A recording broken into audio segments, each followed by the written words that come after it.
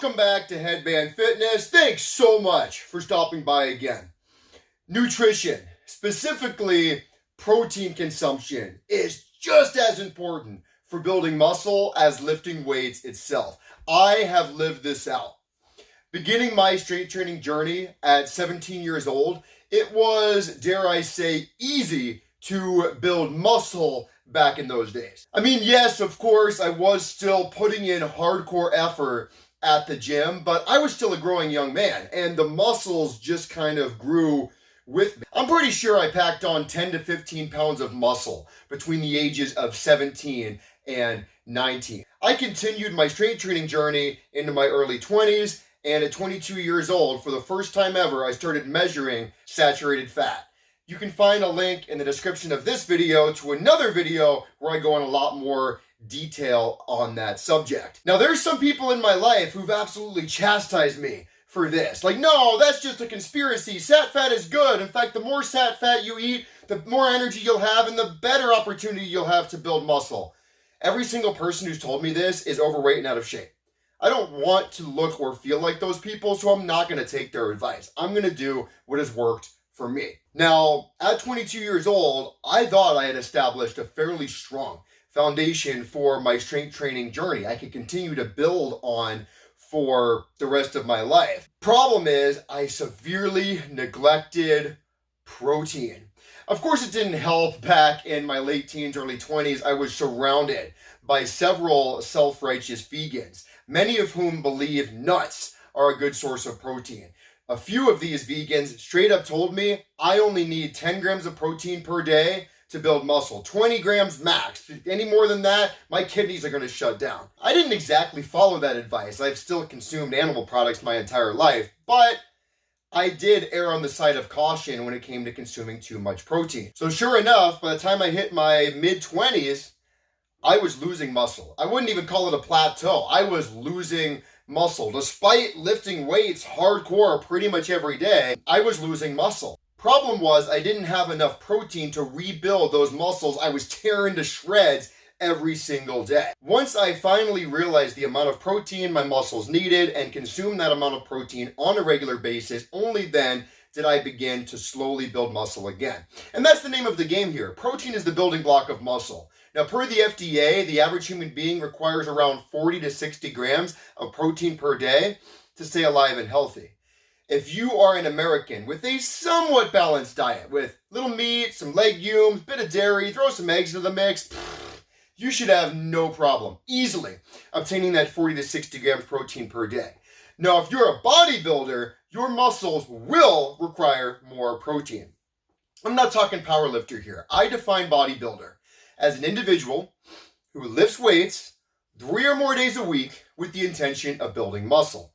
Fun fact, lifting weights does not build muscle. On the contrary, lifting weights tears down muscle. The harder you lift, the more tear down your muscles will experience. And this could be a great thing because it's those 2 to 5 days following your intense muscle tear down at the gym where your muscles need to be granted the opportunity and protein income to grow back a little bit bigger, a little bit stronger. This is why building muscle the safe, natural, legal, healthy, inexpensive way is an extremely slow process. And it's also why protein consumption is so important for building muscle. Per the most recent data analysis among researchers and experts, an average bodybuilder requires 3/4 gram of protein per pound of body weight per day. So if you weigh 200 pounds and you're lifting weights 3 or more days a week with the intention of building muscle, your muscles will require 150 grams of quality protein every single day. That's quite the increase if you only needed 40 to 60 grams of protein before. I mean, your quota just tripled. And there's 2 basic ways to go about obtaining this higher protein requirement. The first way, stuff your face. It's okay, I'm bulking. You'd be surprised how many people actually think this is a good idea. There was a good buddy of mine from my late teen, early 20s, awesome friend, good guy, but he was severely overweight and he knew it. He wanted to drop the pounds and pack on muscle, so he began a short-lived fitness journey, which consisted of no diet changes, no cardio, nothing but heavy weights. Heavy weights, heavy weights, heavy weights, max out every day, heavy weights, which is okay. But when he was done with his heavyweight workout, he would go home and consume a self-proclaimed health shake, which consisted of cheap protein powder and full-fat milk. Maybe he gained some muscle during this short-lived fitness journey of his, but it would be hard to tell because he gained way more fat than muscle. And if that's what you want, if you just want to get big, if you just want to bulk up, then forget about lifting weights altogether. It's a waste of your time. Just stuff your face. Eat way more calories than you need to survive, and you will get big and fat, no problem. It's easy. But if you actually want to build muscle and see your results over time, if you want to maintain the amount of body fat or maybe even lose some body fat while building muscle, you've got to tailor your diet for the increased protein requirement. And this requires some quality sources of protein. In my educated opinion, a quality source of protein must be minimally processed and have at least 70% of its calories come from protein. Now, a nutrition label isn't going to explicitly state this percentage, but it's a super easy calculation to make. Let's look at an example. This right here is a Gatorade whey protein bar.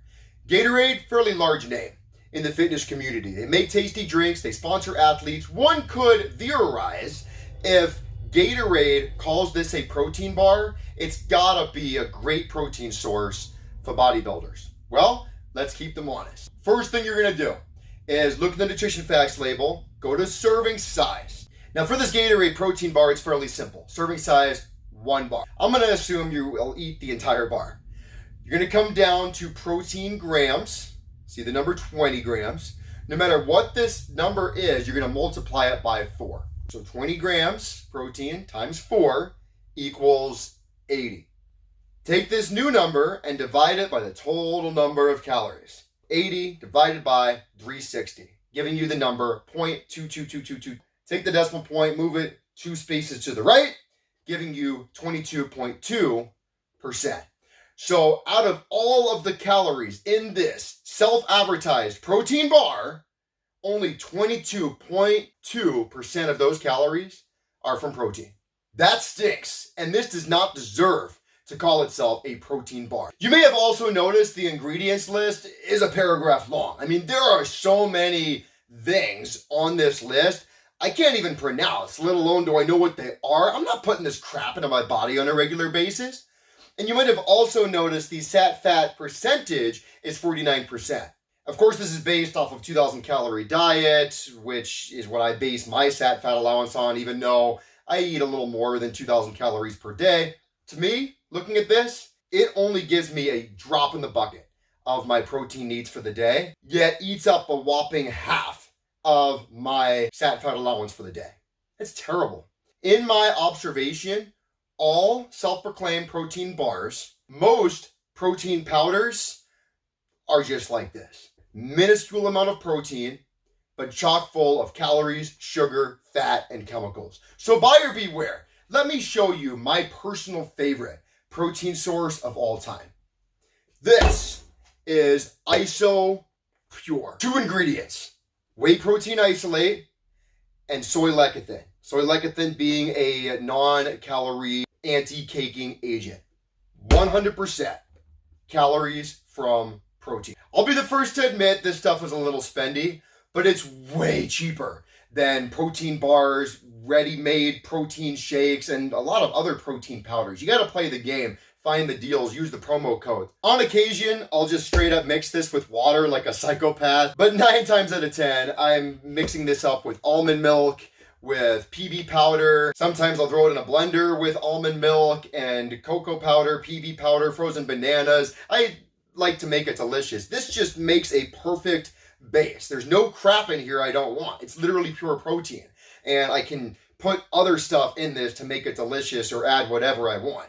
As you can probably tell by my flexing or showcasing of blender bottles, I love protein shakes. They're not magical. They don't have any special muscle building abilities. They're just so convenient.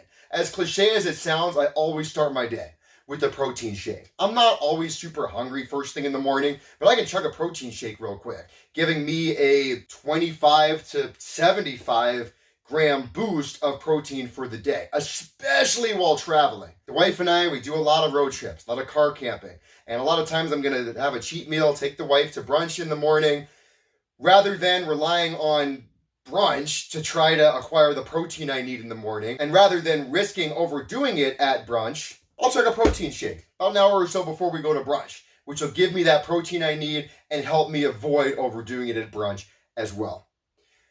Recap. Protein is the building block of muscle.